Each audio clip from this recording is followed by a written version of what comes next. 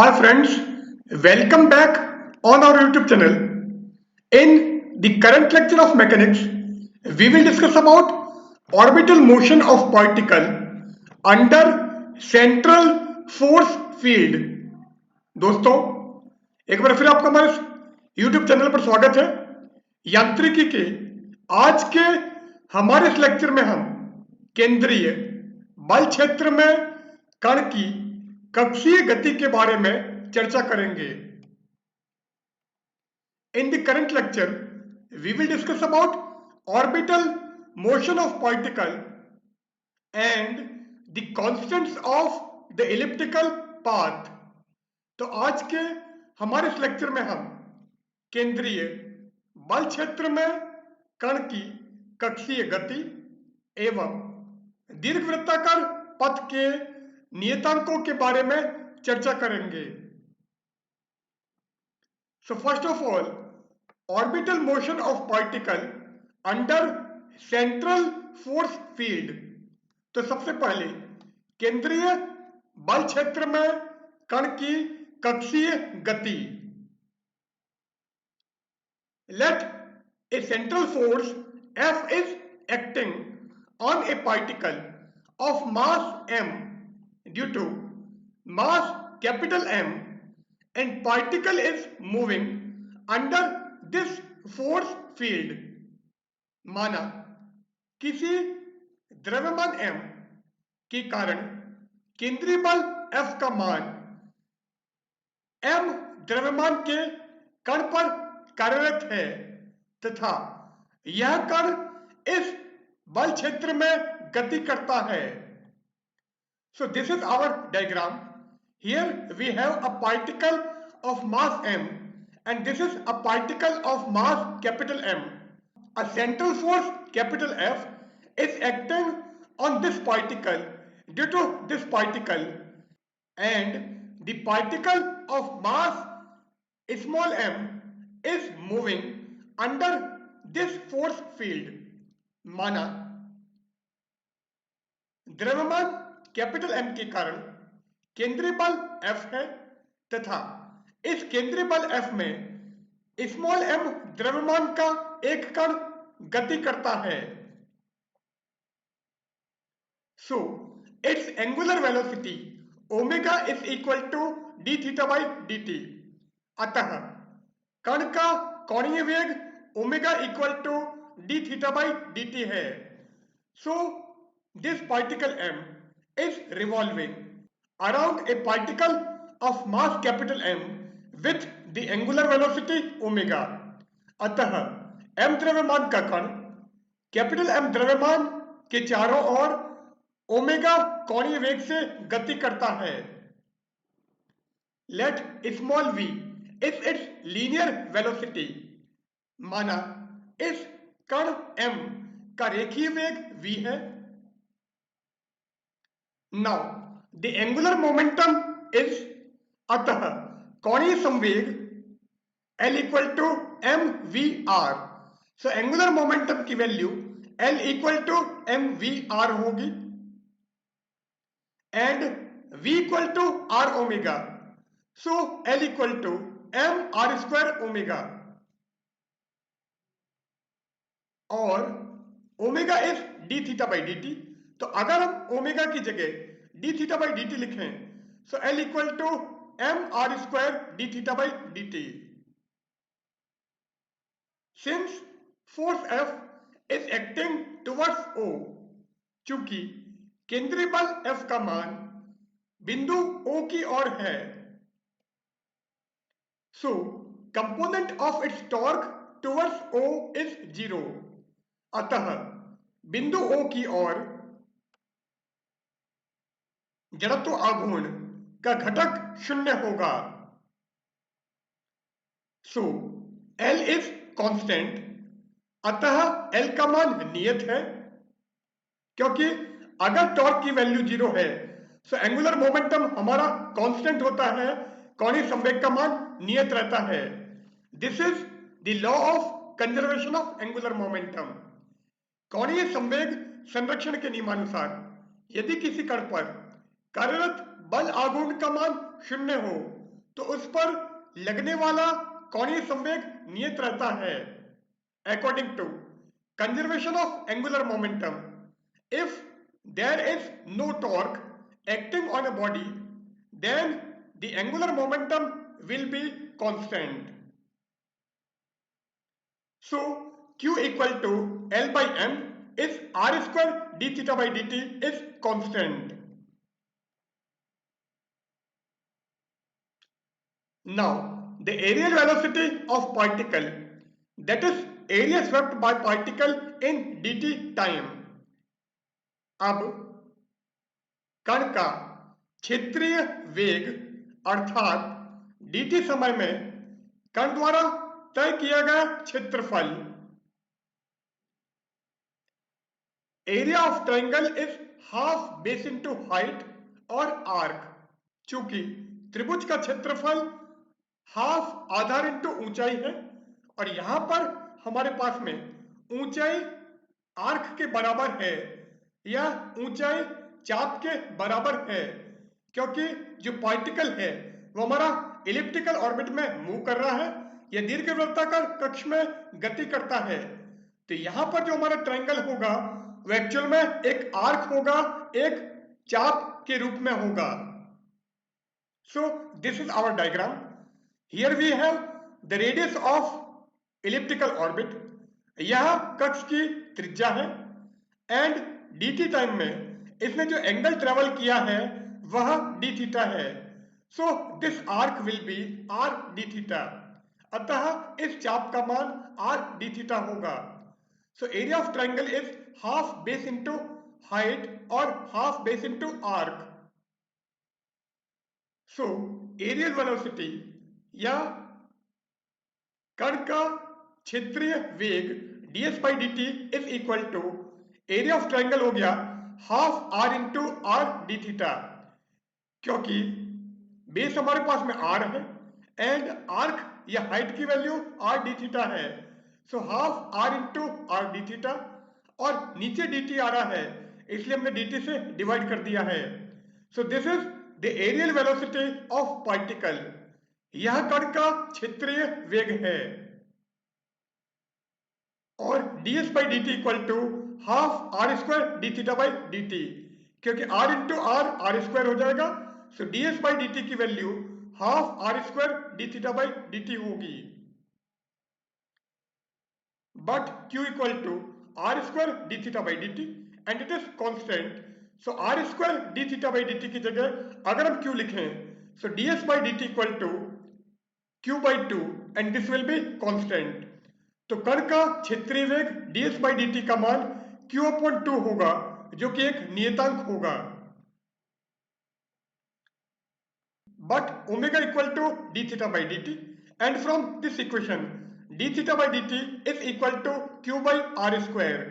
So omega equal to d theta by dt is equal to q/r square. Since u equal to 1 by r, तो u हमारा 1/r है। सो अगर हम 1/r square की value निकालें तो u स्क्वायर आ जाएगी। So d theta by D t is equal to q u square. Since u equal to 1 by r, so r equal to 1 by u। So अगर हम इसका टाइम के respect में डिफरेंशियल करें तो dr बाई dt की value हमको मिलेगी। So dr upon dt is equal to minus 1 by u square du by dt, और इसको हम d थीटा से मल्टीप्लाई एंड डिवाइड करें सो dr बाई dt हो जाएगा minus 1 by u square du by D theta into d theta by D t. But d theta by D t is q u square, तो इस d theta by D T की जगह हम q u square लिख देते हैं। So dr by D t equal to minus 1 by u square du by D theta into q u square. अब u square से u स्क्वायर कैंसिल कर दो, सो dr बाई dt की value आ जाएगी minus q du by D theta. So dr by dt is equal to minus q du by D theta. Now dr by dt की value अभी हमने निकाली है जो कि minus q du by D theta है। सो अगर हम वापस इसका टाइम के रेस्पेक्ट में डिफरेंशियल करें तो क्या होगा, d2r upon dt2 is equal to minus q d2u by d theta 2 into d theta by dt. But d theta by dt is equal to q you square. तो वापस d theta by dt की जगह अगर हम Q U square रखें तो d2r upon dt2 की value आ जाएगी minus q d2u by d theta 2 into q you square. Now q into q square. So d2r upon dt2 equal to minus q square u square d2u by d theta 2. So this will be the value of d2r upon dt2. Now f equal to minus m d2r upon dt2 minus r d theta by dt whole square है जो कि हमने हमारे last lecture में discuss किया था. So d2r upon dt2 की value minus q square u square d2u by d theta 2 and d theta by dt की वैल्यू क्यू यू स्क्वायर है. Here, negative sign shows that the attractive nature of force. इस सूत्र में ऋणात्मक चिन्ह बल के आकर्षण प्रवृत्ति को दर्शाता है. सो d2r अपॉन dt2 की जगह हमने minus Q square you square d2u by D theta 2 यहां पर रख दिया है तो हमको ये मिल गया और d थीटा बाई dt की वैल्यू हमने क्यू यू स्क्वायर लिख दी है. So f equal to minus m and in bracket minus Q square you square d2u by D theta 2 minus R Q you square whole square. और अगर आप इसको open करोगे so Q square U raise to 4 और Q square you square पूरे में हमारे पास में कॉमन आ जाएगा. So f equal to m q square you square क्योंकि यहां से हमने minus Q square you square common लिया है. सो ये नेगेटिव और अंदर से जो नेगेटिव आएगा वो कैंसिल हो जाएगा. So f equal to m q square you square and in bracket d2u by D theta 2 plus r u square. But r equal to 1 upon u तो इस r की जगह अगर हम 1 अपॉन यू लिखें तो f हो जाएगा m Q square you square and in bracket d2u by D theta 2 plus 1 upon you into you square. तो एक u से u कैंसिल कर दो सो f की वैल्यू हमको मिलेगी m Q square you square and in bracket d2u by d theta 2 plus u. So this will be the value of f. यहाँ f का मान है. एंड अगर हम यहां से d2u by d theta 2 plus u की वैल्यू निकालें तो वो क्या होगी d2u by d theta 2 plus u equal to f upon m q square u square. Now ये वैल्यू अभी हमने निकाली है. Let f upon m is c. माना f अपॉन m का मान c है, f सेंट्रल फोर्स है एंड m पार्टिकल का मास है, f केंद्रीय बल तथा m कण का द्रव्यमान है अर्थात c attractive force per unit mass है. It means c represents the attractive force per unit mass. अतः c प्रति एकक द्रव्यमान आकर्षण बल को दर्शाता है. नाउ इस फॉर्मूले में f अपॉन m की जगह अगर हम c लिखें तो ये फॉर्मूला हमारा मॉडिफाई हो जाएगा. So d2u by D theta 2 plus u equal to c upon Q square you square and this is a differential equation of the orbit of a particle moving under an attractive central force c per unit mass. यह प्रति एकक द्रव्यमान आकर्षण केंद्रीय बल c के अंतर्गत गति करने वाले कण के कक्ष की अवकल समीकरण है. सो यह समीकरण प्रति एकक द्रव्यमान आकर्षण केंद्रीय बल c के अधीन गति करने वाले कण के कक्ष की अवकल समीकरण है. If U, K, E and E are the potential energy, kinetic energy and total energy per unit mass, यदि U, K, E तथा E प्रति एकांक द्रव्यमान स्थितिज ऊर्जा, गतिज ऊर्जा तथा कुल ऊर्जा हो, so U represents the potential energy per unit mass, Ke represents the kinetic energy per unit mass and E represents the total energy per unit मास, यदि U प्रति एकक द्रव्यमान स्थितिज ऊर्जा, Ke प्रति एकक द्रव्यमान गतिज ऊर्जा तथा E प्रति एकक द्रव्यमान कुल ऊर्जा हो तो E equal to U plus K E. So total energy की value potential energy plus kinetic energy के बराबर होगी, क्योंकि कुल ऊर्जा का मान स्थितिज ऊर्जा तथा गतिज ऊर्जा के योग के बराबर होता है। अतः प्रति एकक द्रव्यमान कुल ऊर्जा का मान प्रति एकक द्रव्यमान स्थितिज ऊर्जा तथा प्रति एकक द्रव्यमान गतिज ऊर्जा के योग के बराबर होगा। Now from this equation K E equal to E minus U, अतः प्रति एकक द्रव्यमान गतिज ऊर्जा का मान ई माइनस यू के बराबर होगा। Here C is equal to du by dr in magnitude, परिमाण में C का मान du by dr होगा। तो यहां से अगर हम U की वैल्यू निकालें तो वो क्या होगी, U equal to integration C dr। तो प्रति एकक द्रव्यमान स्थितिज ऊर्जा का मान इंटीग्रेशन C dr के बराबर होगा। Now kinetic energy per unit mass, प्रति एकक द्रव्यमान गतिज ऊर्जा। Since kinetic energy K equal to half m v square, चूंकि गतिज ऊर्जा हाफ एम वी स्क्वायर है। Here v is d are by D t into r cap plus R D theta by D t into theta cap. यहाँ v कण का वेग है जो कि d are by D t r cap plus R D theta by D t theta cap के बराबर होगा। So kinetic energy per unit mass, अतः प्रति एकक द्रव्यमान गतिज ऊर्जा के equal to v square by two, क्योंकि पर यूनिट मास निकालना है इसलिए हमको यहां पर m से डिवाइड करना होगा। So K equal to v square by two and v हमारा ये है, वी स्क्वायर का मतलब v डॉट वी। सो अगर हम v का v के साथ में डॉट प्रोडक्ट लेंगे या अदिश गुणा करेंगे तो v स्क्वायर आ जाएगा D are by D T whole square plus R D theta by D T whole square. So K E equal to half D are by D T whole square plus R D theta by D T whole square. Now इस R को हम आगे ले लेते हैं। So K E equal to one by two D are by D T whole square plus are square D theta by D T whole square.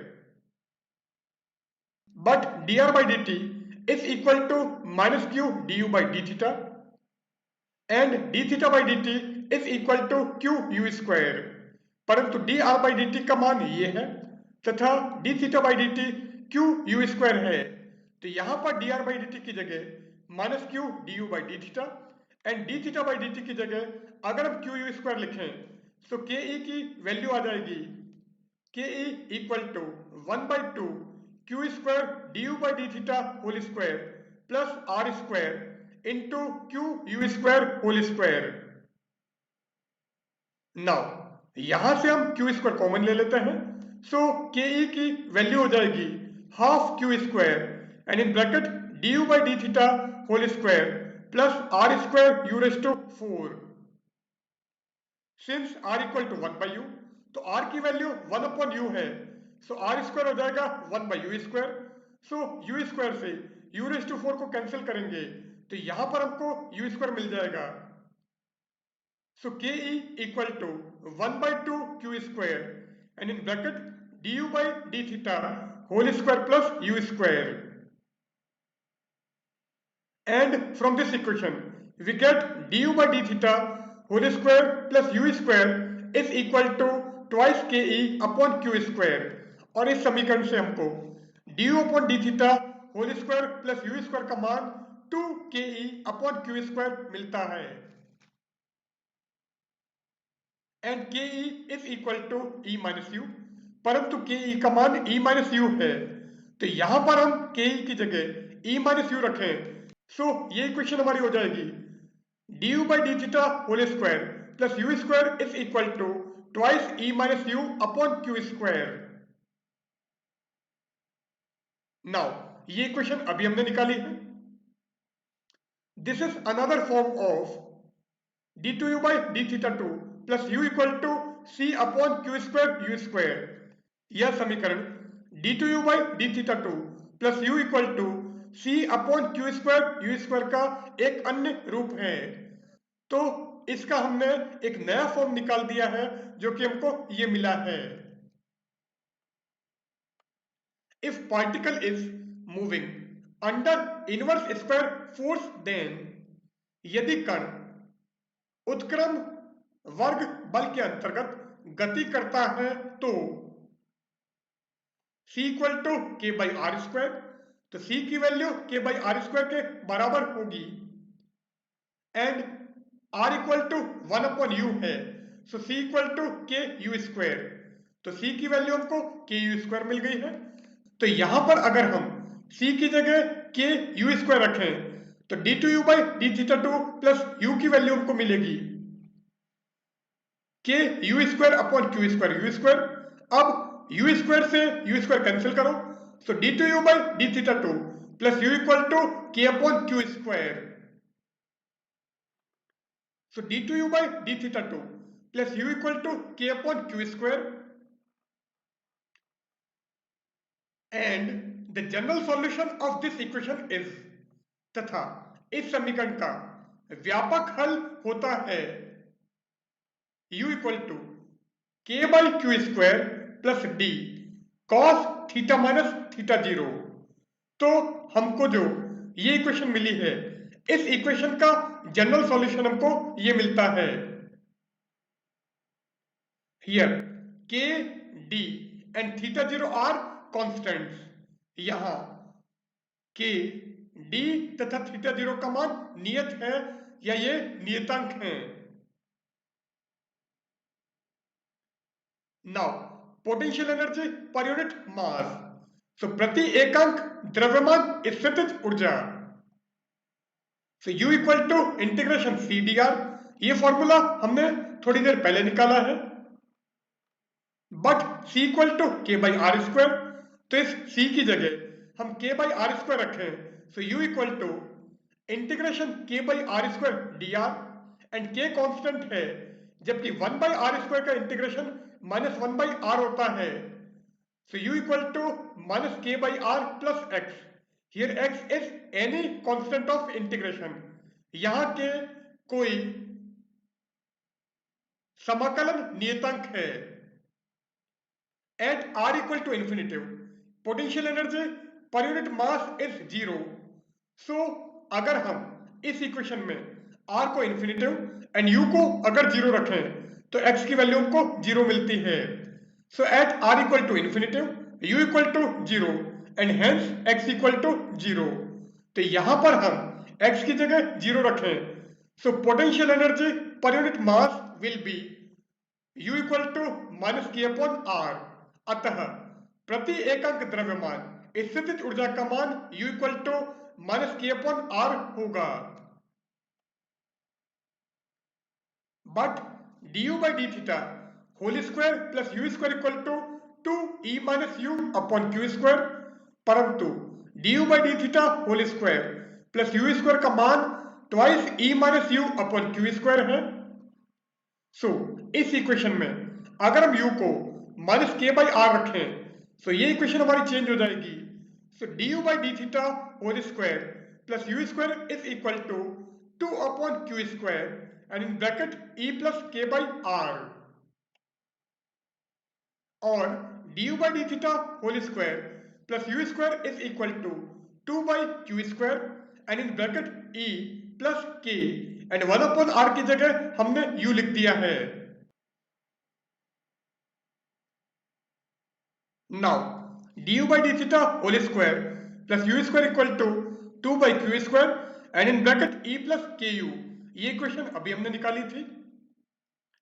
Since u equal to K by Q square plus D cos theta minus theta zero, परंतु u का मान ये है तो यहां पर हम du by D theta and u की वैल्यू रख देते हैं, सो u हमारा के by Q square plus D cos theta minus theta zero है। सो अगर यहां से du बाई डी थीटा निकालें तो वो होगा minus D sine theta minus theta zero. तो D you by D theta की जगह minus D sine theta minus theta zero लिखते हैं, जबकि यू की जगह हम ये पूरा लिख देते हैं। तो ये क्वेश्चन हमारी मॉडिफाई हो जाएगी। So minus D sine theta minus theta zero whole square plus K by Q square plus D cos theta minus theta zero whole square is equal to 2 by q square e plus k and in bracket k by q square plus d cos theta minus theta zero। now इसका square कर दो और इसका whole square open कर दो। इसी type से इसको भी हम ओपन कर देते हैं। So D square sine square theta minus theta zero plus K square upon Q raise to 4 plus D square cos square theta minus theta zero plus 2 K D upon Q square cos theta minus theta zero is equal to 2e upon q square plus 2k square upon q raised to 4 plus 2kd upon q square cos theta minus theta zero। now 2kd upon q square cos theta minus theta zero से 2kd upon q square cos theta minus theta zero cancel कर देते हैं। तो इससे ये cancel हो गया। अब इस टर्म में और इस टर्म में डी स्क्वायर कॉमन आ रहा है। सो ब्रैकेट में बचेगा sign square theta minus theta zero plus cos square theta minus theta zero, जो कि 1 हो जाएगा। सो ये इक्वेशन हमारी मॉडिफाई हो जाएगी। So D square plus K square upon Q raise to 4 और यहां पर बचा हुआ है 2e upon Q square plus 2k square upon Q raise to 4। अब K square upon Q raise to 4 को राइट में ले आओ तो डी स्क्वायर की वैल्यू हमको मिलेगी K square upon Q raise to 4 plus 2e upon Q square. तो डी स्क्वायर का मान हमें ये मिल गया है। नाउ डी स्क्वायर हमको ये मिला है। यहां पर हम K square upon Q raise to 4 common ले लेते हैं। तो जैसे आप K square upon Q raise to 4 common लोगे so D square equal to K square upon Q raise to 4 and in bracket 1 plus 2e upon Q square into q raise to 4 upon के square. अब q square से अगर Q raise to 4 को cancel करेंगे तो यहां पर Q square बचेगा।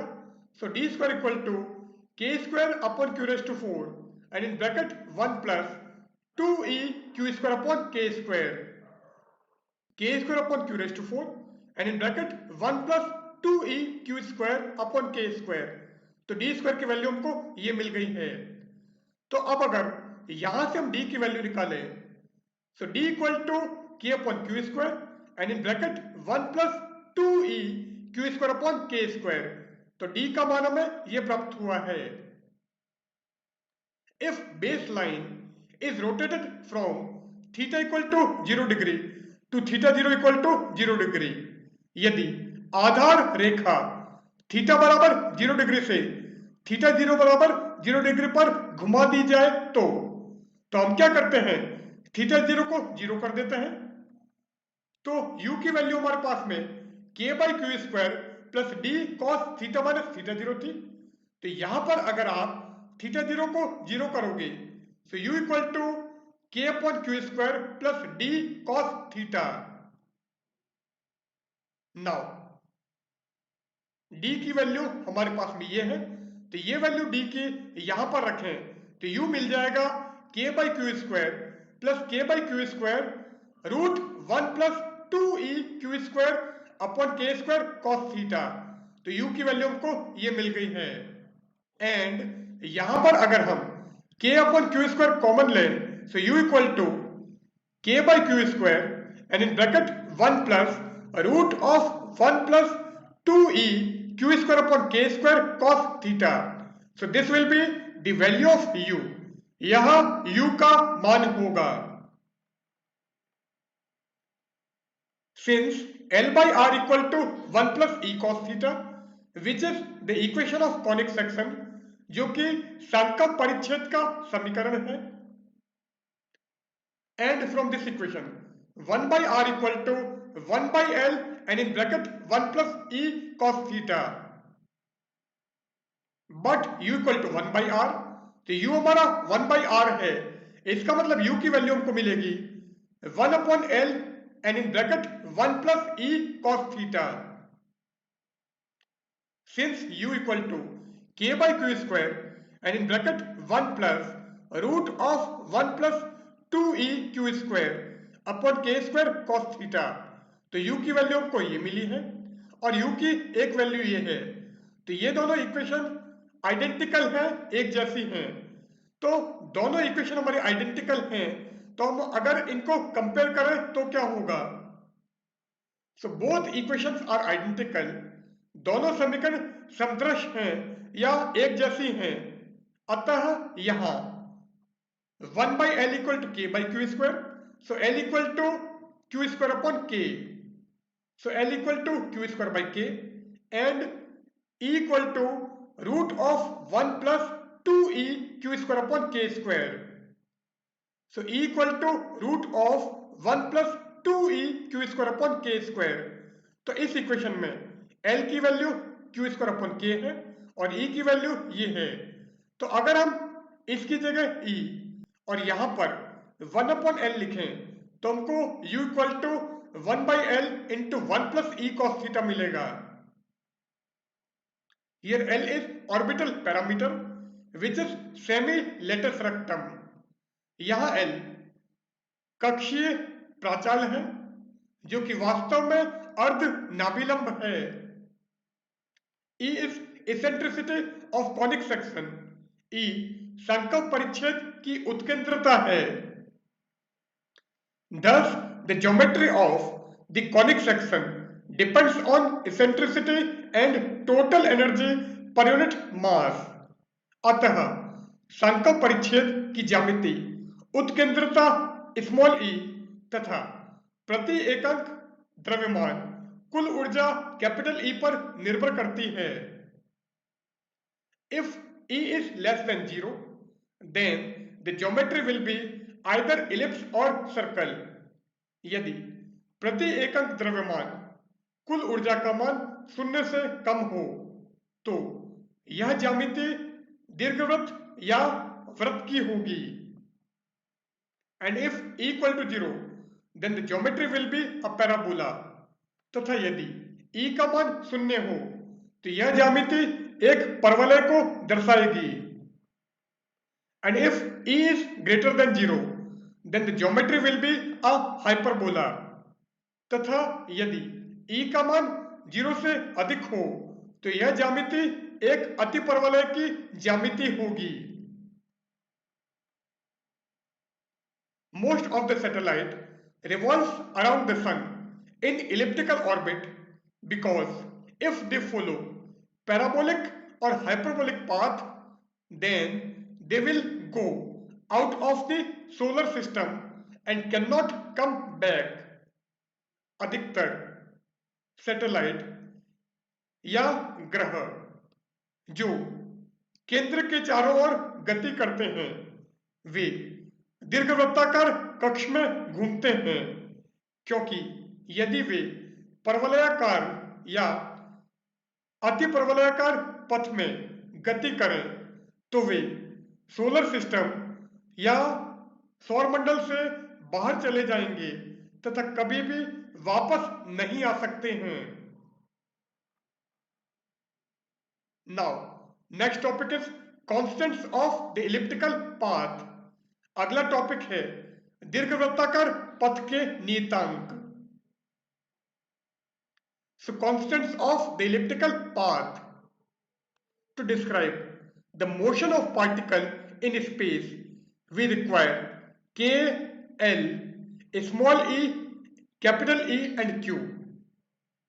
आकाश में कण की गति को दर्शाने के लिए या उसकी व्याख्या करने के लिए हमें capital K, L, small e, capital E तथा Q की आवश्यकता होती है। Here K is constant for all types of orbits। यहाँ K सभी कक्षों के लिए नियतांक है। L and E are fundamental constant। L तथा E मूलभूत नियतांक हैं।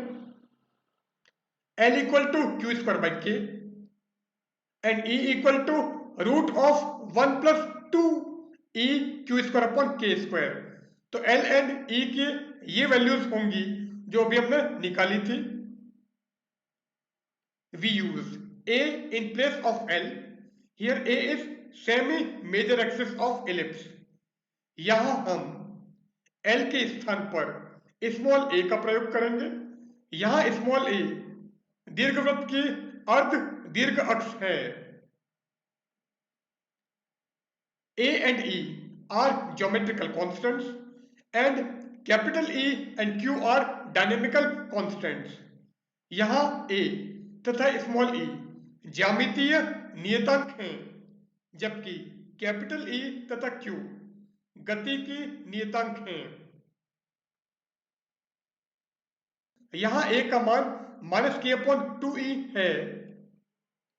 So E equal to -k/2a and E square equal to 1 plus 2e q square upon k square। तो इसका हमने स्क्वायर कर दिया है। सो E square equal to 1 plus 2e q square upon k square and therefore E square minus 1 is equal to 2e q square upon k square and E की value -k/2a है। सो E square minus 1 is equal to 2 and E की जगह हमने -k/2a लिख दिया है and q square upon k square as it is। Now 2 से 2 cancel कर देते हैं। सो इस 2 से 2 कैंसिल हो गया और एक k से k कैंसिल हो जाएगा। So e square minus 1 is equal to minus Q square upon a k. So e square minus 1 is equal to minus Q square upon a k. So 1 minus e square हो जाएगा Q square upon a k. So 1 minus e square is equal to q square upon a k. So यहां से q square की value आएगी a k and in bracket 1 minus e square and therefore q equal to root of a k into 1 minus e square। तो q की value हमको ये मिल गई है। Now speed of the particle, कण का वेग या कण की चाल। सिंस एनर्जी पर यूनिट मास, चूंकि प्रति एकक द्रव्यमान कुल ऊर्जा इक्वल टू के ई प्लस यू है। सो क्योंकि potential energy per unit mass u equal to minus के by r and kinetic energy per unit mass के equal to half v square. चूंकि प्रति एकक द्रव्यमान स्थितिज ऊर्जा U का मान माइनस के बाई आर है, जबकि प्रति एकक द्रव्यमान गतिज ऊर्जा का मान के equal to half v square है। So total energy per unit mass will be equal to half v square minus के by r. Since equal to minus के बाई 2a, तो इस e की जगह माइनस के बाई 2a लिख देते हैं। So minus K upon 2a is equal to half v square minus के बाई आर एंड इस के बाई आर को लेफ्ट में ट्रांसफर करो। So K by r minus के by 2a is equal to half v square. अब इन दोनों term से के बाई 2 कॉमन लो। तो जैसे आप के बाई 2 कॉमन लोगे, यहां पर बचेगा 2 बाई आर और यहां पर हो जाएगा minus 1 upon a. So K by 2 and in bracket 2 by r minus 1 upon a is equal to half v square. अब इस 2 से 2 कैंसिल कर दो, तो 2 से 2 कैंसिल हो गया। So v square equal to k into 2 by r minus 1 upon a. So v square की वैल्यू हमको ये मिल गई है और इसका अगर रूट लोगे, so v equal to root of k and in bracket 2 by r minus 1 upon a. So this will be the speed of the particle. यह कण की चाल होगी या कण का वेग होगी। Now time period of particle, कण का आवर्तकाल। सो अगर कोई पार्टिकल केंद्रीय बल क्षेत्र के अधीन गति करता है तो उसका आवर्तकाल क्या होगा वो हमको ज्ञात करना है। So if a particle revolving under the influence of central force field, then what will be its time period. Since areal velocity, चूंकि क्षेत्रीय वेग ds by dt equal to half r square d theta by dt, and r square d theta by dt equal to q. So r square d theta by dt की जगह अगर हम q लिखें, so ds by dt is equal to q by 2. Therefore, the time taken by the particle to sweep the entire area of the ellipse, that is s equal to pi ab is, अतः दीर्घवृत्त का संपूर्ण क्षेत्रफल तय करने में कण द्वारा लिया गया समय अर्थात s equal to pi a b, क्षेत्रफल को तय करने में कण द्वारा लिया गया समय t equal to area upon areal velocity, आवर्तकाल t इक्वल टू क्षेत्रफल अपॉन क्षेत्रीय वेग. Now area is pi ab and aerial velocity is q by 2.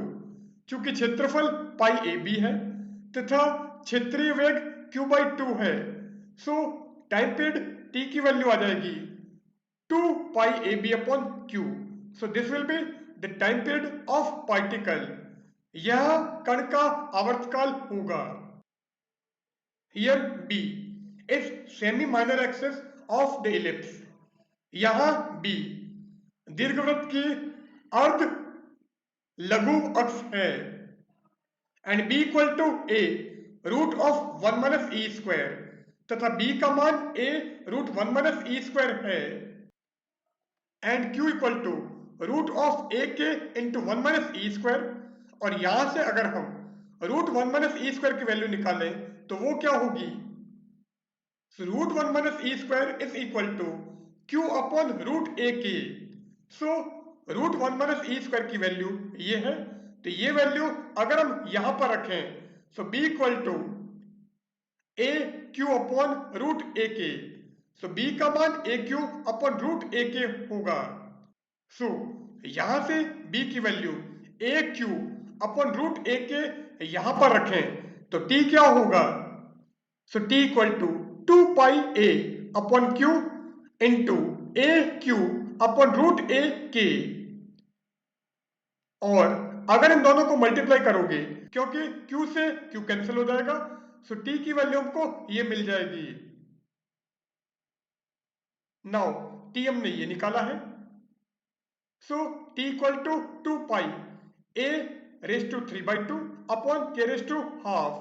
क्योंकि यहां पर रूट में a है और यहां पर a स्क्वायर है, तो a स्क्वायर को अगर रूट a से डिवाइड करोगे तो यहां पर हमको a की पावर 3/2 और नीचे रूट के, इसका मतलब k raise to power half.